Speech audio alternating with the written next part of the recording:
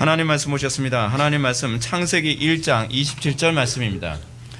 구약성경 제 성경으로는 2페이지 창세기 1장 27절 말씀, 여러분들이 아주 잘 아시는 구절입니다. 우리 다 같이 한 목소리로 봉독하겠습니다. 시작. 하나님이 자기 형상 곧 하나님의 형상대로 사람을 창조하시되 남자와 여자를 창조하시고. 아멘.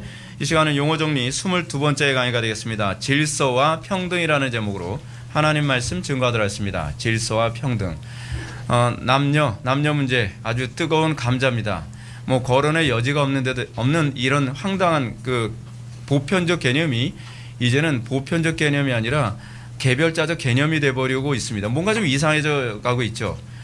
우리는 이 문제에 관해서 오늘 좀 생각해 보고자 합니다. 오늘 우리가 사는 시대는 질서와 평등이라는 문제를 좀 도대체 어떻게 이해해야 될 것인가에 관해서 고민하는 시대에 우리가 살고 있습니다. 뭐 질서를 얘기하면 평등이 울고 평등을 얘기하면 질서가 웁니다.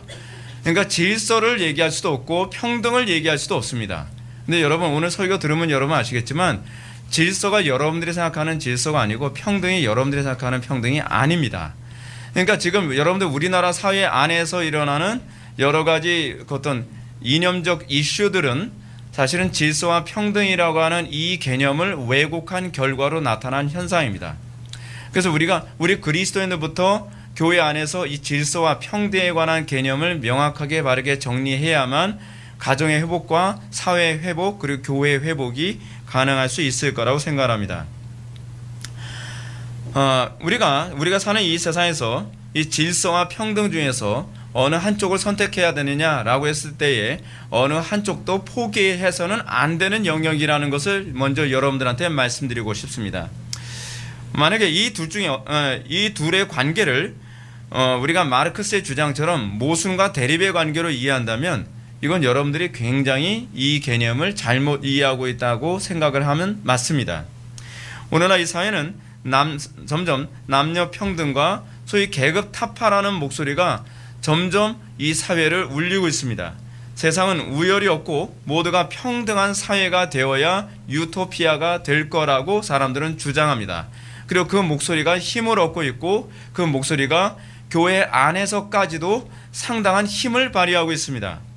오늘날 기독교는 사회 전체에 팽배해져 있는 이러한 사상에 대해서 과연 어떤 관점으로 바라봐야만 할 것인가, 또는 교회는 이 문제에 대해서 어떻게 진단하고 어떻게 목소리를 낼 것인가에 관해서 교회는 고민해야만 합니다.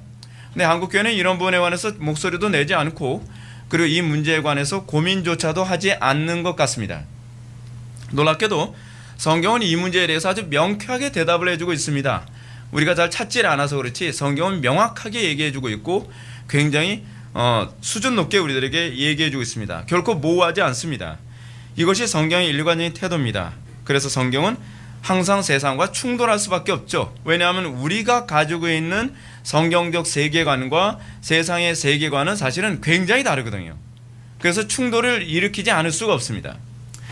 그러면 성경적 관점에서 그리스도인들은 이 문제를 과연 어떻게 바라봐야만 합니까? 질서, 평등, 이 문제 과연 어떻게 바라봐야 하는 거예요? 먼저 우리는 이 문제에 관련하여 하나님의 존재 방식이 질서라는 점을 염두에 두어야만 합니다. 하나님은 질서의 하나님이십니다. 그것이 성경에 나오는 개념입니다. 그렇다고 한다면 여러분 질서는 분명한 거죠. 질서가 존재해야만 하는 겁니다. 그렇다면 우리는 그 질서가 존재해야 된다는 건데, 그러면 여러분 이런 질문을 해야 돼요. 우리는 항상 여기서 더 안 나간다는 게 문제입니다. 그래, 하나님은 질서의 하나님이니까 우리는 질서를 지켜야 돼. 그럼 우리는 그 다음에 질문을 던져야죠. 그럼 질서가 뭐야? 라고 질문을 던져야 된단 말이에요. 질서가 뭐야? 여러분 질서가 뭡니까? 줄 서는 게 질서입니까? 횡단보도 잘 건너는 게 질서입니까? 우리는 질서라는 단어를 항상 우리가 가지고 있는 문제가 뭐냐면 우리는 그냥 피상적이거나 직관적인 사고에서 멈춰버려요. 성경이 질서를 뭐라고 얘기하고 있느냐를 파고들지 않는다는 겁니다. 그러니까 사회가 변화되지 않고 가정이 변화되지 않는 거예요. 성경은 질서를 뭐라고 얘기하는가? 우리는 질서를 성경에서는 어떤 관점에서 얘기하고 있는가에 관심을 가져야만 합니다. 그리고 우리는 성경에서 평등이 어떤 식으로 이해되어져야 할 것인가에 대해서 우리는 관심을 가져야만 합니다. 거두절미하고 우리는 무엇보다 하나님께서 인간을 하나님의 형상으로 창조하실 때 남자와 여자로 창조하셨다라고 가르치고 있는 부분은 우리는 관심을 가져야 될 필요성이 있습니다. 창세기 계시를 먼저 염두에 두면서 이 문제를 한번 좀 서서히 풀어가도록 하겠습니다. 하나님께서 창조하신 인간은 남자와 여자로 창조하셨습니다. 그리고 남자와 여자를 창조하시고 난 다음에 이 남자만 하나님의 형상이라고 얘기하지 않고 여자만 하나님의 형상이라고 얘기하지 않습니다. 하나님께서 사람을 창조하실 때 먼저 사람이 먼저 나와요. 그리고 그 사람을 남자와 여자라고 말씀하시고, 그리고 이 남자와 여자를 하나님의 형상대로 창조했다라고 규정하고 있습니다. 그렇다면 우리는 남자에게 더 우월감을 줄 것도 아니고 여자에게도 우월감을 줄 것도 아닙니다. 그렇죠? 남자와 여자를 하나님의 형상이라고 얘기하고 있다는 것이죠. 오늘 본문 다시 한번 읽어볼게요. 하나님이 자기 형상 곧 하나님의 형상대로 사람을 창조하실 때 남자와 여자를 창조하시고, 여기서 하나님께서 남자와 여자의 관계성이 바로 하나님의 형상이라고 하는 것을 우리들에게 얘기해주고 있습니다. 그렇죠? 그러니까 여러분, 하나님의 형상, 그러니까 남자도 하나님의 형상이고 여자도 하나님의 형상이에요. 이제 남자도 하나님의 형상이고 여자도 하나님의 형상이라고 하는데, 문제는 하나님의 형상을 개별자로 보지 말자는 거예요.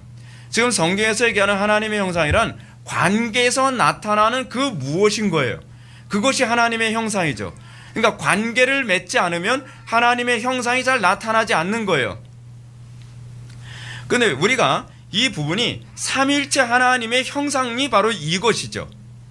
우리는 하나님을 이해하는 데 있어서 우리는 개별자로서의 하나님이 아니라 관계자로서의 하나님을 인식을 하죠. 그래서 좀 어렵지만 오늘 정신 똑바로 차리고 들으셔야 돼요. 굉장히 중요한 얘기예요. 삼위 하나님은 하나의 본질로 존재하세요. 그걸 영어로 에센스라고 그러죠. 하나의 본질로 존재하는데, 이러한 존재 방식이 남자와 여자가 하나의 흙이라고 하는 본질로 존재하는 것과 너무나 흡사해요. 그렇죠? 남자와 여자는 하나의 흙덩어리라고 하는 본질로 존재해요. 여기서 창조해서 흥미로운 게 뭐냐 하면 남자 따로 여자 따로 창조하지 않고 그러니까 하나의 흙으로 남자를 창조하시고 나서 그 본질에서 여자를 창조하셨어요. 그러니까 남자와 여자가 사실은 하나의 본질이란 얘기예요. 그 마치 삼위일체 하나님이 뭐죠? three person, one essence잖아요. 그러니까 삼위가 하나의 본질이죠. 근데 남자와 여자라고 하는 존재는 하나님께서 그렇게 창조하셨어요.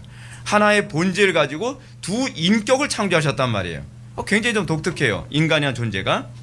그래서 남자와 여자를 하나의 본질에서 둘로 창조하시고, 이 둘이 결혼하여 다시 또 한 몸을 이루게 하셨어요. 지금 결혼 주례하는 거 아닙니다. 그 하나님께서 이런 오묘한 방식으로 창조하신 이유가 무엇일까요? 이것을 통해서 하나님의 영광을 드러내도록 우리를 창조하신 거예요. 우리 삶 속에서 이해하는 것은, 우리 삶 속에서 이걸 이해하는 게 상당히 어렵죠. 왜냐하면 우리가 타락해서 그래요. 우리가 타락하기 전에는 이것을 이해하기 어렵지 않았죠. 왜냐하면 우리는 남편과 아내와의 관계 안에서 하나님의 형상을 드러내도록 창조됐다는 것이 자연스러웠어요. 근데 인간이 타락하고 난 이후부터는 이게 하나의 본질 가치가 아니라 서로 이질감이 느껴져요. 하나가 안 된단 말이에요. 그러니까 하나님의 형상이 잘 안 나타나죠. 그래서 우리는 이 말이 개념적으로는 이해를 가지만 실제적으로는 이해가 잘 안 되는 것이죠. 인간이 타락한 이후에 인간은 하나의 본질에서 창조된 존재임에도 불구하고 사람들이 자기 마음대로 나눔으로써 결코 하나님의 영광이 드러나지 않습니다. 성경 우리들에게 뭐라 했죠?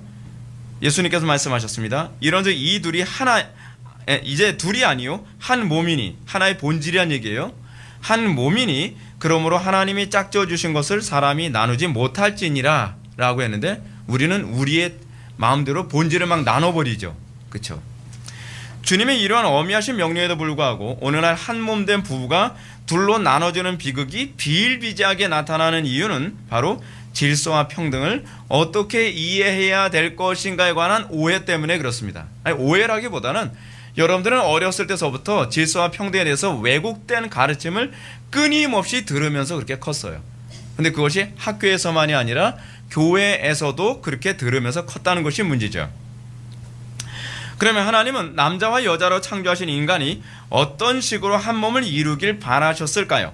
그의 답은 먼저 거룩하신 성삼위 하나님의 존재 방식으로 다시 한번 좀 살펴봅시다. 왜냐하면 우리의 오리지널 폼이 바로 거룩하신 성삼위 하나님이니까요. 그렇죠? 그러니까 거룩하신 성삼위 하나님을 보면 우리가 어떻게 하나님의 형상대로 창조되는지를 좀 더 이해할 수 있습니다. 거룩하신 삼위 하나님은 질서적인 관점에서 성부와 성자와 성령 이 삼위 하나님으로 되어 있습니다. 근데 이 삼위 하나님이 우리 한자로 하게 되면 위치 위자를 사용하죠. 1위 성부, 2위 성자, 3위 성령 해가지고서 위치 위자를 사용해서 1위, 2위, 3위 뭐 이렇게 되어 있습니다. 근데 영어에서는 위치라는 개념으로 사용하지 않고 인격이라는 개념으로 사용합니다. 그래서 three person이라고 합니다. three person. 그러니까 세 인격이에요. 세 인격인데 그래서 영어로 삼위일체는 three person, one essence로 표기됩니다. 삼위 하나님은 세 인격에서 하나의 본질을 가지고 있다는 거예요. 삼위일체는 굉장히 중요해요. 그런데 이 세 인격 혹은 삼위 하나님은 적어도 경륜적 삼위일체, 이거 참 어려운, 네, 그냥 이를 악물고 여기서 잠들면 안 된다라고 생각하면서 이를 악물고 들으셔야 돼요. 경륜적 삼위일체, 경륜적이라는 얘기가 무슨 얘기냐면 하나님의 사역적 삼위일체라고 이렇게 이해하면 그냥 큰 무리가 없어요.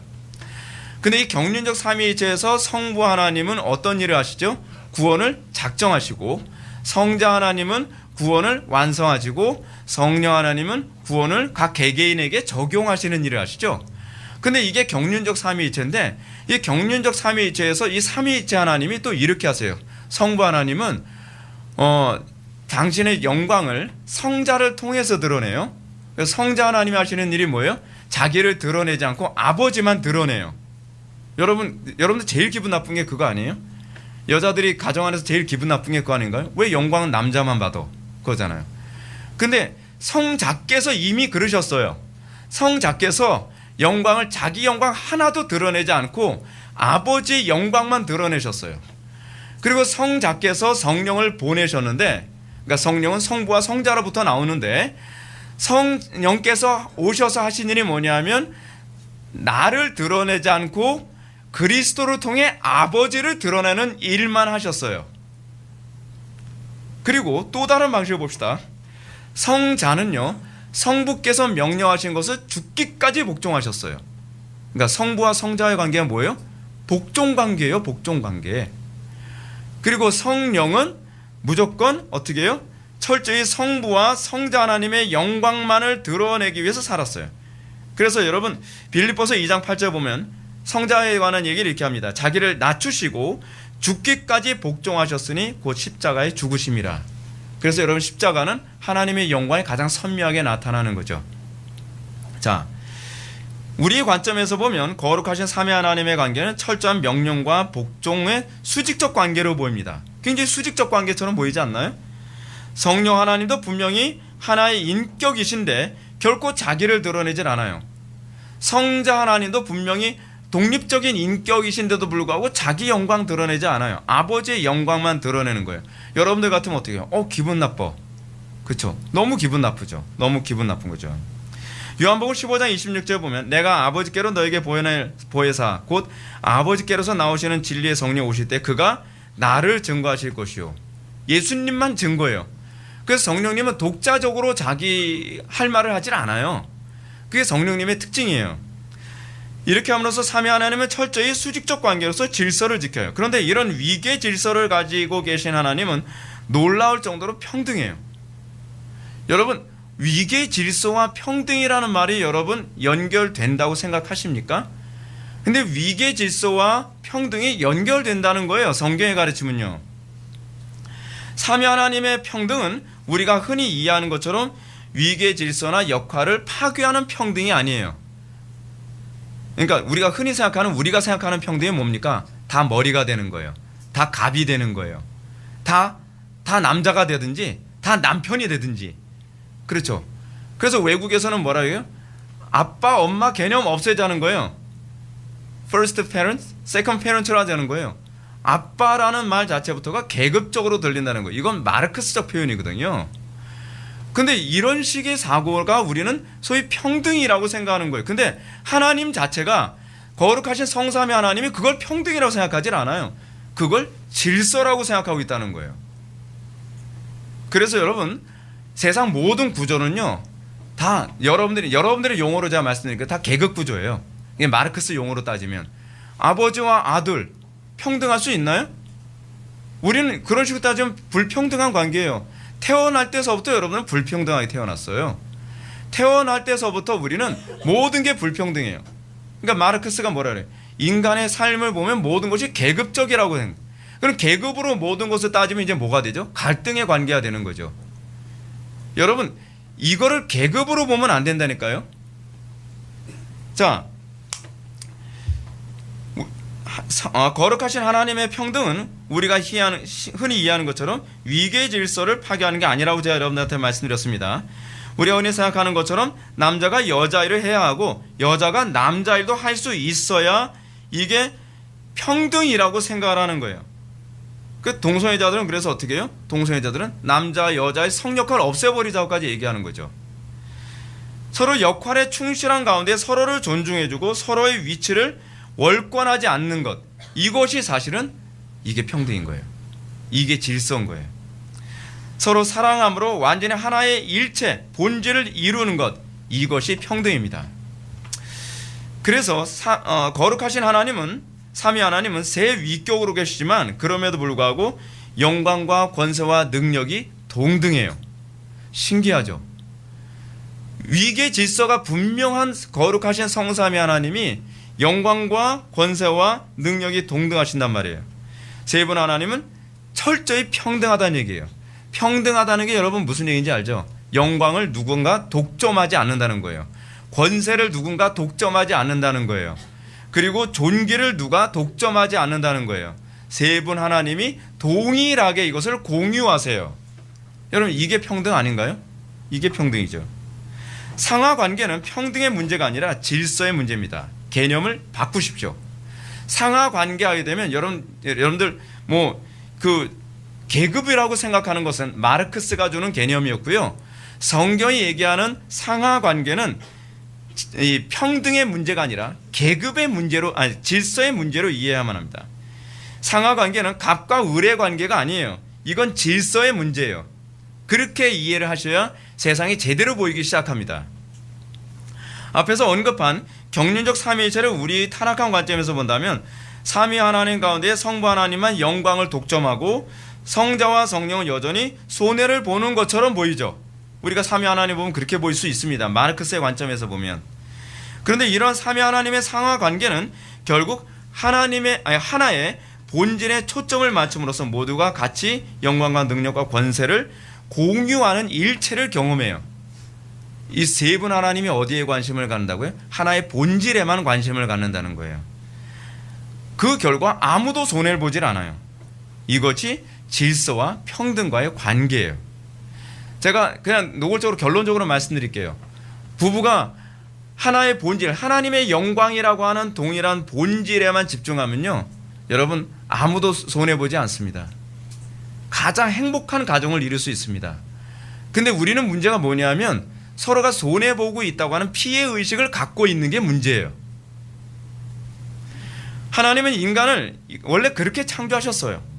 하나님은 남자를 여자의 머리로 창조하시고 여자는 남자의 몸으로 창조하심으로써 두 인격, 그러니까 two person 간의 질서적인 관계를 맺도록 하셨어요.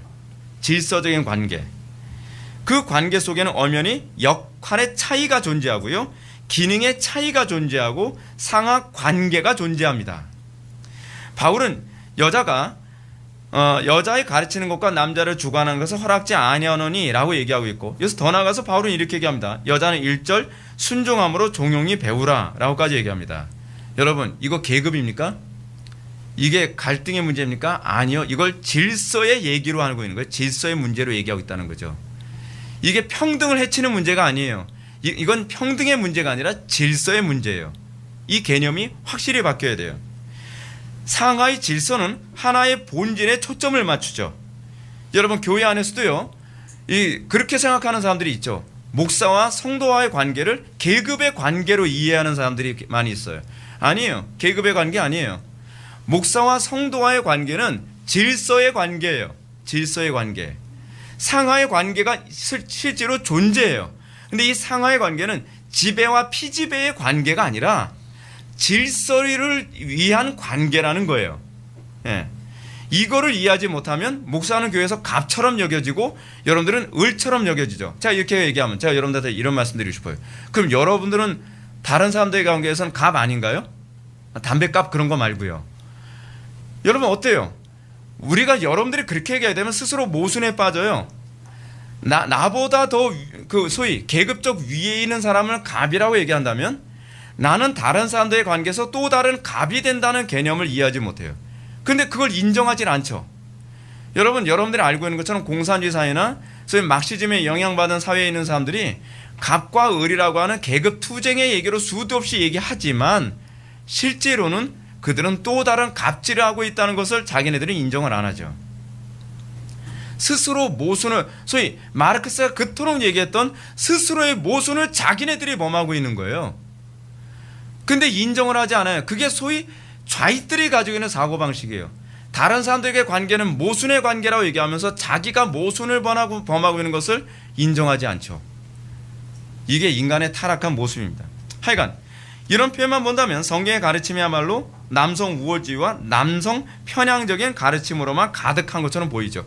여러분들이 성경을 봐도요, 세계관이 안 바뀌고 성경을 보면 은혜가 안 됩니다. 여러분 그거 아세요? 마르크스주의도 성경과 관련해서 나온 거예요. 모든 해결주의라든지 모든 철학적 사고가 잘못된 세계관으로 성경을 보면서 나타나게 된 거예요. 그러니까 여러분들 성령으로 거듭나는 것이 먼저지 지식이 먼저가 아니에요. 여러분들 거듭나지 않으면 성경 아무리 봐도 여러분들의 관점으로 해석하게 된다는 것이죠. 페미니즘적 고정관념을 가진 사람들은 성경을 보면 도무지 납득할 수 없습니다. 전에 우리 교회에 다녔던 어떤 분이 저보고 자기는 성경을 믿을 수가 없다고 하소연했던 사람이 있어요. 이유가 뭔데요? 이유가 이거래요. 성경은 남자가 기록했잖아요. 그래서 제가 순간적으로 턱이 떨어졌어요. 아니 성경이 남자가 기록했기 때문에 믿을 수 없다는 게 도대체 어디서 나온 논리예요 도대체. 말도 안 되는 거죠. 그러니까 왜 성경에서 왜 하나님은 아버지라고 하는 거예요? 아니 아버지로 기록되어 있으니까요. 그럼 헬라어로 바꿔요? 히브리어를 바꿔요? 헬라어와 히브리어에서 아빠라고 번역하고 있잖아요. 근데 그 남성 명사를 사용했기 때문에 기분 나쁘대요. 열등감이죠. 피해의식이죠. 네. 성경을 성경되게 이해하려고 하지 않고 성경을 내 칼라대로 이해하려고 하는 게 문제인 거예요. 그렇죠? 근데 이 문제가 뭐냐면 성경에 이렇게 여자들은 남자에게 복종하고 뭐 이런 상하 관계처럼 마치 계급 관계처럼, 계급 관계로 보니까 계급 관계죠. 그런 식인 것처럼 기록되어진 본문을 이 페미니즘적인 그런 어떤 인본주의적인 철학을 가지고서 성경을 보는 어떤 신학자들은 이거를 정경이라고 해석하기 힘들다는 거예요. 사본학적으로 문제가 있다고까지 얘기를 해요. 이런 태도는요, 납득하기 어려운 말씀 가운데 나오는 그 신비를 하나님 앞에 굴복하고 겸손한 마음으로 바라보려 하는 것이 아니라 성경을 내 마음대로 재해석하려고 하는 죄악됨에서 나오는 겁니다. 이건 굉장히 위험한 태도예요. 사실 이러한 성경의 가르침에 대해서 여성들이 불편한 감정을 느끼는 것 어느 정도 저는 납득하기도 합니다. 또 이런 가르침은 영광을 남자들이 독점하는 것처럼 보일 수밖에 없다고도 제가 인정해 줄게요. 그러나 이러한 성경의 가르침은 남자와 여자를 불평등하게 살도록 창조했다는 의미가 아닙니다. 또 영광을 남자만 독점하게 하려고 했던 것도 아닙니다. 그렇게 해서 하나님이 소유태 이익 보는 게 뭔데요? 그렇잖아요. 남자에게 그 권력을 독점하기 위해서 하나님께서 뭐가 이익이 된다고 그러시겠냔 말이에요. 이런 성경의 명령은 사실 성자와 성령님을 통해서 하셨던 거예요. 즉 영광을 하나님께만 돌리도록 하기 위한 명령이죠. 이게 본질이에요. 우리는 뭘 위해서 존재하는 거죠? 남자든 여자든 목사든 평신도든 그리고 지도자든 또는 팔로워든 이 모든 사람들이 궁극적으로 추구해야 될 하나의 본질이 있어요. 사도 바울이 가르쳐줬죠. 먹든지 마시든지 무엇을 하든지 하나님의 영광을 위하여 하라. 그 하나의 본질에만 집중하면 자동적으로 이 모든 것이 질서정연하고 모든 것이 평등으로 귀결되어진다라고 우리에게 가르쳐 주셨단 말이에요. 근데 문제는 뭐냐면 각 개개인이 자기가 영광을 독점하고 싶어 하는 거예요. 문제는 그거예요. 제가 노골적으로 까놓고 얘기해 볼까요? 페미니스트들은 소위 여자들이 그 남자들에게 돌아가는 것처럼 보여주는 영광을 독점하고 싶어서 그런 것 아닌가요? 공유하고 싶은 것 아니죠. 남녀 평등을 외치지만 실제로는 거기에 평등이 없죠. 남녀 평등을 외치는 그 안에는 엄연히 또 다른 남녀 차별이 존재하고 있죠. 솔직한 심정으로 얘기한다면 독점하고 싶은 겁니다. 근데 독점이라고 얘기하면 자기 속내가 드러나니까 평등이라고 하는 왜곡된 용어를 사용하고 있는 거예요. 그리고 평등은 질서를 무시한 상태에서는 절대로 생겨나지 않습니다. 많은 사람들이 이렇게 하나님께서 정하신 상하 관계를 불평등의 문제로 해석하고 인식하죠. 사람들이 하나님께서 세우신 질서를 상하 관계로 인식하게 된 데는 나름대로 또한 원인이 있어요. 원인은 사실은 우리들이 제공한 거지 하나님이 제공한 건 아닙니다. 그 원인이 뭔가? 첫째는 이 문제를 세상 철학자들의 관점으로 해석하기 때문에 그렇습니다. 사실 이 문제는 평등이냐 불평등이냐의 문제가 아니라 질서의 문제로 이해해야 되는 거죠. 제가 누누이 말씀드리지만 상하 관계는 평등 불평등의 문제가 아니라 질서의 문제예요. 이것이 성경의 관점입니다. 그럼에도 불구하고 어렸을 때서부터 인본주의 교육을 받은 현대인들은 이 문제를 질서의 문제가 아닌 평등과 불평등의 문제로 해석하는 것이 옳다고 인식되어져 버리고 말았어요. 이런 식의 해석이 당연한 것처럼 세뇌된 겁니다. 두 번째로 이 문제를 질서가 아닌 불평등의 문제로 해석하게 된 이유는 소위 권위를 소유한 사람이 권위 아래에 있는 사람을 평등하게 대우하지 않은 것에 기인해요.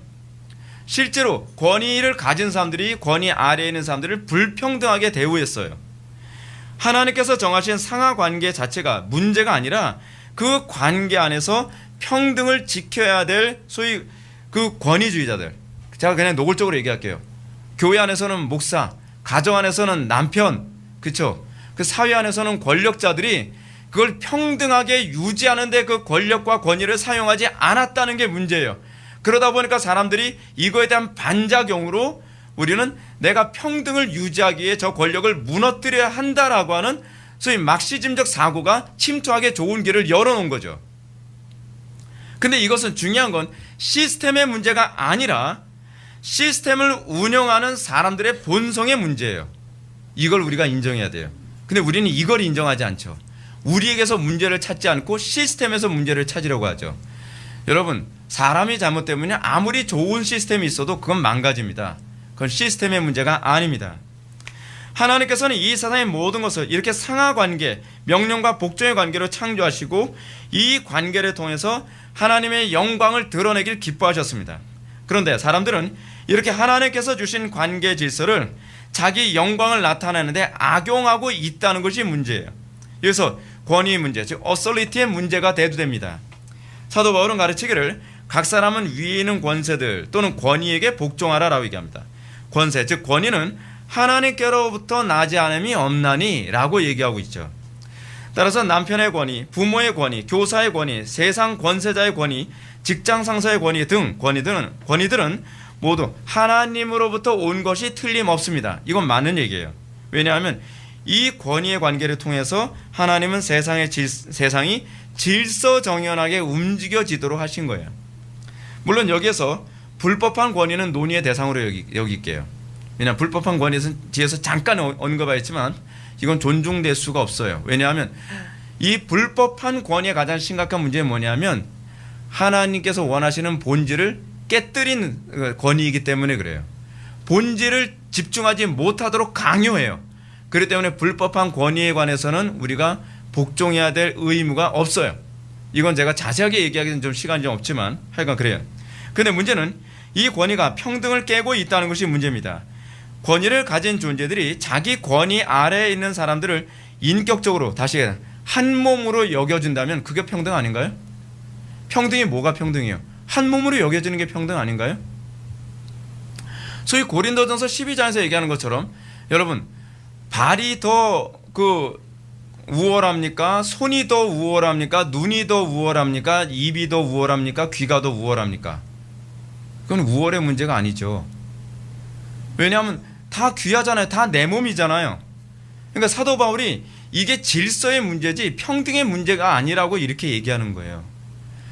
내 몸으로 여겨지면 평등해지는 거예요. 근데 내 몸으로 여기지 않으니까 불평등이 돼버리는 거예요. 자동적으로 불평등이라는 개념으로 바뀌어버리는 거예요. 여러분, 남편과 아내와의 관계도 그렇습니다. 서로가 사랑해서 자기의 몸처럼 여겨지면 이거는 불평등의 관계가 아니죠. 그러면 질서의 관계로 이해되어져요. 사랑하지 않으니까 질서의 관계가 아니라 평등, 불평등의 문제로 보이기 시작하는 거예요. 항상 문제는 뭐냐면 이 권위에 대해서 혐오하고 도전하며 권위라는 체계가 불평등의 요인이라고 생각되게 된 원인은 그 권위를 가진 사람이 사랑으로 권위를 쓰지 않는다는 데 있다는 거죠. 이게 문제인 거예요. 그렇지만 그렇다고 해서 권위를 무너뜨리면 사회 모든 질서는 무너지게 됩니다. 예를 들어서 이 머리와 몸의 관계를 우열의 관계 또는 상하 관계로 생각해서 머리를 총으로 쏘면 어떻게 되는 거예요? 머리만 죽나요? 몸은 알아서 이제 살아요? 독립운동하나요? 아니죠. 몸도 같이 죽는 거예요. 질서가 무너지면 평등도 없어져요. 여러분, 질서가 없어진 곳에서 평등이 존재하는 거 보셨나요? 거기에 모든 인권은 다 종말을 고해요. 사회의 모든 질서가 무너지고 자기 자신도 무너진다는 것을 의미하는 것이라는 걸 이해하지 못합니다. 이 말은 사실 평등도 존재할 어떤 여지도 없다는 거죠. 실제로 우리는 주변에서 이런 현상을 수도 없이 보고 있습니다. 남편의 권위가 마음에 안 들어서 남편의 권위를 무너뜨렸더니 가정이 초토화돼 버려요. 그렇죠? 목사의 권위가 마음에 안 든다고 목사의 권위를 무너뜨렸더니 교회가 없어져 버려요. 국가의 권력자들의 권위가 마음에 안 든다고 국가 권력자의 권위를 끌어내렸더니 나라가 붕괴돼요. 이게 우리나라 사람들이 가지고 있는 멍텅구리 같은 사고방식이에요. 혐오스러운 권위에 대항했더니 평등이 찾아온 것이 아니라 가정이 무너지고 사회가 무너지고 교회가 무너지고 국가가 무너지더라는 것이죠. 조직이 무너지면 평등이라는 것은 그 자체로 의미가 없습니다. 그래서 좀 극단적인 얘기지만 어떤 사람은 이런 얘기했습니다. 무정부보다 독재가 더 좋다, 더 유익하다, 이런 말까지 해요. 그래서 제가 독재를 제가 좋아한다는 얘기는 아닙니다. 제가 딴 사람이 했다는 얘기예요. 이거 아주 또 이상한 소리 하지 마세요. 왜냐하면 평등도 조직이 있을 때만 의미가 있기 때문에 그렇습니다. 조직 질서를 지키면 조직의 질서를 지키면 평등이 무너지고, 평등을 지키려면 조직이 무너지는 오늘날의 우리의 딜레마를 바라보면서 여러분들 질문을 던지게 되죠. 성경은 이 혐오스러운 이 권위 아래에 있는 사람들이 그럼 어떻게 반응하라는 겁니까? 그럼 혐오스러운 권위도 인정해야 된다는 거예요? 라고 여러분들 질문하게 되죠. 이 질문에 대한 성경의 1차적 그 명리는 뭔지 아십니까? 복종이에요. 여기엔 전제가 없어요. 아마도 이런 성경의 답변은 여러분들의 기대에 아마 미치지 못할 겁니다. 아마도 여러분은 기가 막힌 명쾌한 대답을 아마 기대하고 있었을 거예요. 솔로몬의 그런 그 대답을 기대했을 거예요. 근데 이게 솔로몬의 대답이에요. 가장 명쾌한 대답이에요. 근데 성경은 너무나 실망스럽고 뻔한 대답을 하고 있는 것처럼 보이죠. 성경에 가르치는 복종은 여전히 가진 자와 강자 편에 기울어진 답변처럼 들려질 수밖에 없어요. 바울이 로마서에서 언급한 것처럼 각 사람은 위에 있는 권세들에게 굴복하라고 명령할 뿐입니다. 아내들에게도 아내들이여 남편에게 복종하기를 주께 하라라고 명령합니다. 여기엔 전제가 없어요. 남편이 남편다웠기 때문에 그런 게 없어요. 근데 제가 다시 한번 말씀드린다면 이런 겁니다. 셰퍼의 시민 불복종 운동을 통해서 제가 잠깐 언급했던 것처럼 하나님의 영광이라고 하는 본질을 무너뜨리는 권위에 대해서는 저항을 해야 돼요. 거기엔 복종할 수가 없어요. 왜냐하면 거기에 복종한다면 나도 죽을 뿐만 아니라 상대방도 죽이는 것이 되기 때문에 그래요. 그래서 우리는 이 하나님께 영광이라고 하는 본질을 지키기 위해서 그 다음서부터 우리는 지혜를 짜내야 되는 겁니다. 왜냐하면 이 복종도 하나님의 영광을 위해서 존재하는 것이고 이 권위도 하나님의 영광을 위해서 존재하는 것이기 때문에 그래요. 이런 성경의 명령은 현실을 염두에 두지 않고 시대적 구태로 가득한 그런 가르침인 것처럼 보일지 모르지만 그렇지 않습니다. 믿음으로 하면 됩니다. 문제는 믿음으로 하지 않고 여러분들의 지혜와 어떤 여러분들의 방법론으로 하려고 하니까 항상 좌절하고 실패하는 것뿐이에요. 성경의 가르침은 그래서 이런 부당한 좀 혐오스러워 보이는 이 권위에 대한 복종만 요구하고 있는 것이 아니라 또 다른 요구를 합니다. 남편들에게 뭐라고 얘기합니까? 이와 같이 남편들도 자기 아내 사랑하기를 제 몸같이 할지니 자기 아내를 사랑하는 자는 자기를 사랑하는 것이니라 라고 얘기하고 있습니다. 평등을 얘기하고 있는 거죠. 이 명령은 소위 하나님으로부터 권위를 부여받은 자들에게 요구하는 의무죠. 권위를 부여받은 자는 남자는 아내를 자기 몸처럼 사랑함으로써 평등의 관계를 유지하라는 겁니다. 내 몸만큼 좋은 평등이 없잖아요. 완벽한 평등은 없죠. 자기 몸처럼 사랑하는 것. 따라서 성경의 이러한 가르침 속에서 아주 특이한 관점을 발견해내는데 평등은 권위를 부여받은 사람이 사랑함으로써 세워지는 거예요. 그리고 질서는 권위 안에 있는 사람이 복종함으로 세워지는 거예요. 평등은 사랑으로 세워지고요. 질서는 복종으로 세워진다는 거예요. 복종이 없으면 질서 없고요. 사랑 없으면 평등이 없는 거예요. 이것이 기독교가 얘기하는 사랑과 평등에 관한 개념이에요. 모두 갑이 되는 것이 평등이 아닙니다. 그렇게 될 수도 없습니다. 바울은 질문합니다. 만일 온몸이 눈이면 듣는 곳이 어디며 온몸이 듣는 곳이면 냄새 맡는 곳이 어디냐는 거예요. 쉽게 얘기해서 모두가 갑이면 을은 어디 있냐는 거예요. 그럼 을이 없는 세상이 좋은 세상이 아닌가요? 아니요. 을이 없다면 갑은 존재하지 않아요. 왜 그렇죠? 갑과 을은 절대적인 개념이 아니라 상대적 개념이에요. 을이 있기 때문에 갑이라는 게 존재하는 거란 말이에요. 근데 우리는 있지도 않는 개념을 현실화시키려고 해요. 또 한번 봅시다. 부모가 자녀를 자기 몸처럼 사랑하면서 평등이 일어나는 거예요. 그렇죠? 자녀들이 부모를 공경함으로써 가정에는 질서가 생깁니다. 회사의 회장이 회사원들을 자기 몸처럼 사랑함으로써 거기서 평등이 생기고요. 그리고 회사의 직원들이 회사의 그 명령을 복종함으로써 질서가 유지되는 거예요. 그리고 이걸 통해서 나중에는 그 모든 회사의 영광을 같이 공유하죠. 그리고 가정의 영광을 온 가족이 같이 공유하죠. 그리고 교회 지체들의 모든 사람들이 이런 사랑과 복종의 관계를 통해서 이 영광을 같이 공유하죠. 누군가 독점하는 것이 아닙니다. 그런데 이런 사랑과 순종의 관계가 억지로 되지 않죠.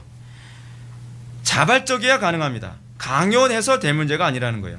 하나님의 영광이라는 본질을 모두가 같이 바라볼 때라야만 가능해요. 우리나라 사회 안에서 일어나는 이런 모든 부작용들은 다 욕심 때문에 그렇다는 거죠. 누군가가 개인이 독점하려고 하는 것이 문제예요. 남녀의 문제는 남자나 여자 어느 한쪽이 그 영광과 권세와 존귀를 독점하려고 하는 것이 문제죠. 회사에서도 사장이나 회사원들이 어느 한쪽이 것을 독점하려고 하면서 문제가 생기는 거예요. 이걸 독점을 유발하도록 부추기는 사상이 막시즘이죠. 모든 관계를 질서의 관점으로 보지 않고 대립과 갈등의 투쟁의 관계로 자꾸 사람들한테 이해시키고 세뇌시킨 것이 문제인 거예요. 오늘날 가정이나 교회나 사회나 국가가 정말 성경이 얘기하는 평등과 질서의 개념을 바르게 이해하고 견지한다면 어떤 결과가 나올까요? 우리는 하나님께서 거룩하신 성삼위의 하나님이 영광과 존귀와 권세를 서로 공유했던 것처럼 우리도 그것을 같이 공유하는 아름다운 하나님의 나라가 임하게 될 것입니다. 가정은 그 영광을 동등하게 누리게 될 것이고 교회도 그렇게 되며 사회와 국가도 그렇게 될 것입니다. 그런데 이것이 가능하려면 우리의 타락한 본성이 바뀌어야만 합니다. 회개해야 된다는 거예요. 회개하지 않고 저 사람이 바뀌면 내가 바뀌겠다 안 된다는 거예요. 내가 먼저 바뀌어야 되고 내가 먼저 회개해야 돼요. 윗사람이 문제라면 윗사람이 바뀔 때까지 내가 기다리는 것이 아니라 내가 먼저 회개하면 하나님께서 윗사람을 바꿔주시겠다는 거예요. 이것이 성경의 가르침이에요. 오늘날 가정의 붕괴, 노사분규, 교회의 타락의 문제는 바로 여기에 있습니다. 예를 들어서 회사 사장이 사원들을 내 몸처럼 사랑하지 않고 서로 욕심 많이 부리죠. 그리고 서로가 영광을 독점하려고 하는 것. 이것이 문제가 되는 거죠. 그럼 현실적으로 이 문제를 해결할 수 없는 것인가? 아니죠. 사람은 할 수 없지만 하나님만 할 수 있습니다. 복음이 이 놀라운 일을 가능하게 합니다. 역사 속에서 이 끔찍한 딜레마는 복음을 통해서 극복된 사례가 비일비재합니다. 사람들이 십자가 복음 안에 들어오면 권위자들이 권위 안에 있는 사람들을 이제 사랑하게 됩니다. 그리고 십자가 복음 안에 들어오게 되면 권위 아래에 있는 사람이 자발적으로 복종하게 됩니다. 이것이 믿음입니다.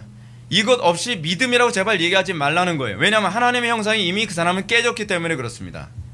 하나님의 형상 우리가 그렇게 얘기한다면 우리는 질서와 평화에 관한 개념부터, 평등에 관한 개념부터 성경적인 개념으로 돌아와야만 합니다. 그래야 여러분들이 하나님의 형상이 무엇인지 인정할 수 있게 되는 것이죠.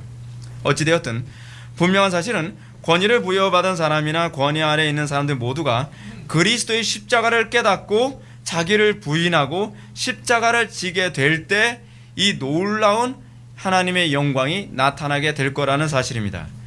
타락한 인간의 본성으로는 이 오묘한 진리가 머리로는 여러분들 설득되고 납득될 수 있을지 모르나 실질적으로는 순종은 안 될 겁니다.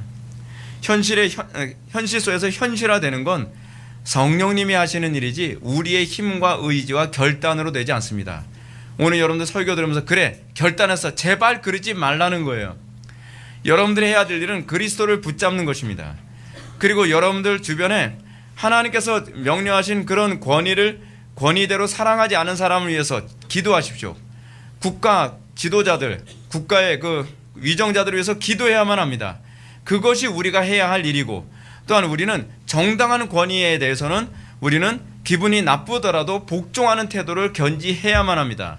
안 되면 되도록 기도로 자기를 쳐서 복종시키는 법을 배워야만 합니다. 그것이 가정 안에서부터 시작되어져야 돼요. 그런데 가정에서 남편의 권위를 인정해주고, 그리고 남편은 자녀와 자기 아내를 내 몸처럼 사랑하는 일이 현실화되어야 돼요. 그리고 그것이 교회 안에서 보편화되어지고, 그리고 그것이 사회 밖으로 확산되어지는 현상이 나타나면 이 나라가 하나님의 나라가 되는 것이죠. 하나님의 영광이 나타나는 위대한 나라가 되는 것입니다. 여러분들 간혹가다 이럽니다. 교회 안에서 이런 일만 일어나게 바라는 경향이 있습니다. 아닙니다. 여러분들 개인에게서부터 시작하십시오. 여러분들이 내가 질서와 평등이라는 이 개념을 내가 성경적으로 인지하고 그렇게 살아가고 있는가에 관한 문제부터 고민하셔야만 합니다. 여러분들 각 개인에게서부터 이 일이 현실화되도록 하기 위해 그리스도를 붙잡는 일에 힘써야만 합니다. 여러분들 왜 불신자와 결혼하지 말라고 얘기하는지 아십니까? 불신자와 결혼하면 이 문제가 잘 일어나지 않아서 그래요. 그래서 여러분들이 믿는 신자와의 결혼을 성경이 끊임없이 강조하고 있는 이유가 바로 여기에 있습니다. 여러분들에게 이 놀라운 영광이 여러분들 가정에서부터 회복되어지고, 아니 개인에서부터 가정으로, 가정에서 교회로, 교회에서 사회 전체로 회복되어져서 이 어두운 나라가, 이 어두운 세상이 하나님의 영광 가운데 질서와 평등으로 회복되는 놀라운 역사가 나타나기를 주님의 이름으로 축원합니다. 질서와 평등에 대해서 정의를 내리겠습니다. 질서란 하나님께서 정해 주신 상하 관계를 존중하는 것이며, 평등은 그 관계 안에서 서로를 한 몸으로 여기는 것이다. 기도하시겠습니다. 사랑이 많으신 하나님, 우리가 날마다 삶 속에서 하나님을 인정하는 법을 배우게 하여 주옵소서. 우리가 하나님의 형상에 참여하는 삶이 무엇인지를 매 순간순간마다 고민하며 우리의 삶 속에서 하나님의 영광이 나타나기를 열망하게 하여 주옵소서. 예수님의 거룩하신 이름으로 기도올렵나이다. 아멘.